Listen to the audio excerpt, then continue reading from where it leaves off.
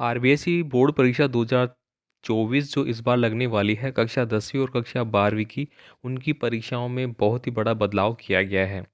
इससे पहले भी दोस्तों आपने देखा था कि आपके जो अति लघुतात्मक प्रश्न थे उसमें आपको विकल्प का ऑप्शन दिया गया था, और एक नई अपडेट निकल के आ रही है कि कक्षा 10वीं और 12वीं की परीक्षाओं में अब निबंधात्मक जो प्रश्न है आपके, उसमें भी आपको विकल्प मिलेंगे।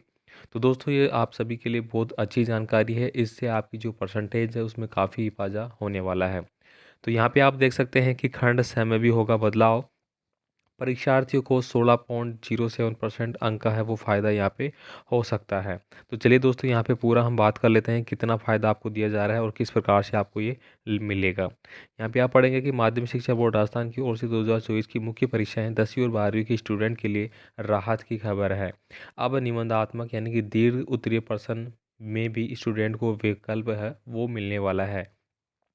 इस प्रदेश के करीब 20 लाख स्टूडेंट को 9 नंबर के अंक में है फ़ायदा मिलेगा। इसके विद्यार्थियों को राहत मिलेगी। बोर्ड शिक्षा ग्रुप 5 को हरी झंडी मिलने के बाद इसे लागू करने की कवायद की जा रही है।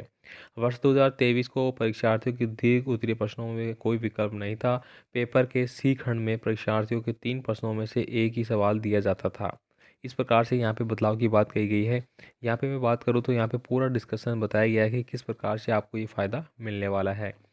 यहाँ पे बता दूं कि मान लो कि इसका जो फ़ायदा आपको मिल रहा है, इसका फ़ायदा यही होगा कि परीक्षार्थियों को यदि मूल सवाल नहीं आता होगा तो वह विकल्प वाला सवाल कर सकेंगे।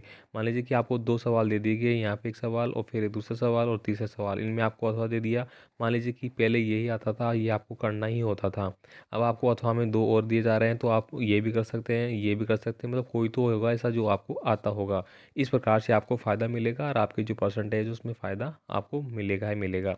अब इसके लिए बताया जा रहा है कि बोर्ड शिक्षा ग्रुप 5 को हरी झंडी मिलने के बाद इसे लागू की जा सकती है।